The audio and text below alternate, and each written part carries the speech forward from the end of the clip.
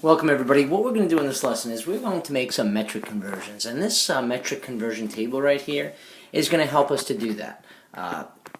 What I think is in a fairly simple way.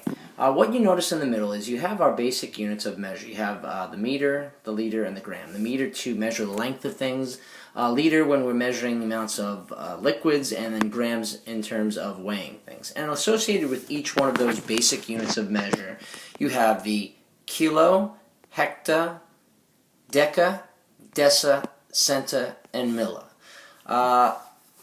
Which, of course, for example, you have a kilometer, you have a hectometer, a decometer, a decimeter, a centimeter, and a millimeter. And the same holds true for the liters and the grams. And what we're going to do is we're going to convert these different units of measure by using this table. Here's one example. So what this first example here is asking us to do, it's asking us to figure out how many centimeters 62 meters is. Well, in order to do that, a couple of steps that we need to follow. First is we have to start at our first number is our meters. It's our basic units. It's asking us to convert the meters into centimeters. So what I'm going to do at this point is I'm going to start from my meters, and I'm going to see how many places on my chart I'm going to go in order to get to the centimeter.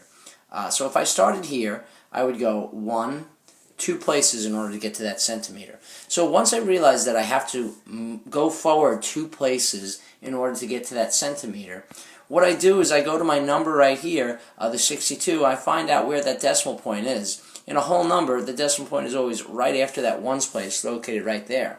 And since on my chart I had to move forward 2 places to get to that centa spot, I need to move that decimal forward 2 places. So from there, that decimal is going to go 2 places, will go right here. And what I'm going to do with those empty spots is I'm going to fill them in with zeros. Therefore, 6,200 centimeters is the same thing as my original 62 meters that I had. And that's the basic steps you need to follow in order to convert numbers in the metric system. Let's take a look at another example. Okay, now the next example is asking us to convert 324 centiliters. The C is for the centa and the L stands for the liters. And we need to convert those centiliters into milliliters. And the M here stands for the milliliters. So what I'm going to do is I'm going to start from my centa, and I'm going to go to my milli. And if I go from centa to milli, I could see that I'm moving forward 1 space. So all I would have to do is go to my number and find where that decimal is located, and it's located in the whole number right there. And I need to move that decimal forward like I did in my chart 1 spot. I fill in that empty space with a 0, and I could see that 324 centiliters is now equivalent to 3,240 milliliters. We know from our multiplication patterns with decimals, if our decimal is moving forward, it's as if it's being multiplied. And if that decimal moves forward 1 place, it's like we're multiplying it by 10. So what's happening is when we're moving to the right on our metric conversion table, we're multiplying by 10 through each spot. So here's our next example. We have 2 47/100 hectograms, and we're going to convert that into the decagrams. So what I do is I start at my hecto on the chart, and I see how far I have to go in order to get to the deca. And I notice here I'm only moving it forward 1 place. I'm going forward 1 spot, so that means I start from wherever my decimal is. In this case, the decimal is in between the 2 and the 4 when it starts out. And I have to move that decimal forward just 1 space, and it lands right here. It equals 24 7/10 decagrams. It's as if we're multiplying it by 10, because like I said before, each place you go to the right, it's as if you're multiplying it by 10 each time. But now let's take a look at a different kind of example. So now this example is a little different. What we're going to be doing is we're going to be converting the millimeters into decimeters.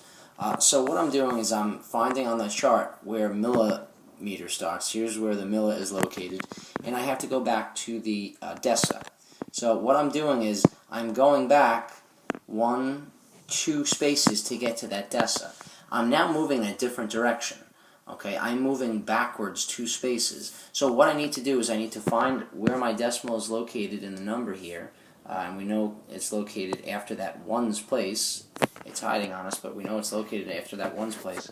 And just like as I did on the chart here, I moved backwards 2 spaces. I have to do the same exact thing with the decimal here. I need to move it backwards 2 spaces, and what happens is it winds up in between the 1 and the 2, and I could see now that 124 millimeters is really equal to 1 2400ths decimeters.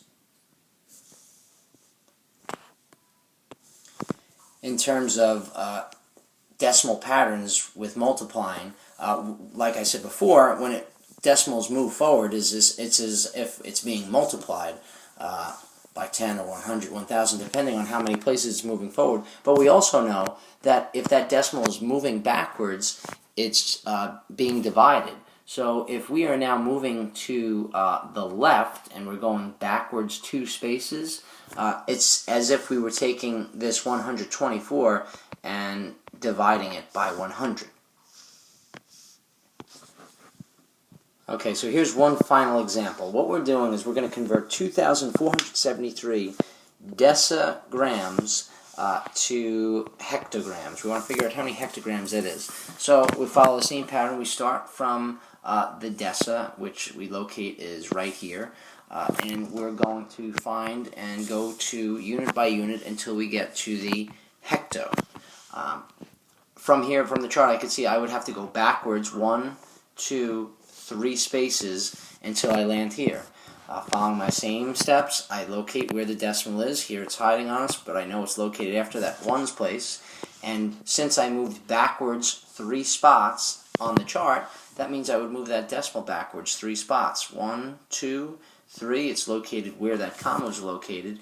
Therefore, it would be rewritten as 2 473 thousandths. So 2,473 decigrams is equal to 2 473 hectograms.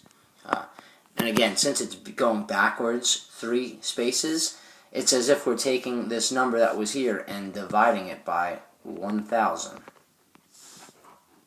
And that's how you use the metric conversion table to make your metric conversions. Before I go, a quick little way to remember the chart and the order on the chart is this. So here's a little way of remembering it. We have King Henry died unexpectedly drinking chocolate milk. The K, of course, standing for the kilo, the H standing for the hecto, the D for the deca, and this U here stands for our basic unit here. The meters, the liters, the grams, those are our basic units. And then the D in drinking standing for deci, the C standing for centa, and the M standing for millis. So King Henry died unexpectedly drinking chocolate milk is sort of a fun, interesting way to help us remember our metric conversion table. Hope you found this helpful. Bye-bye.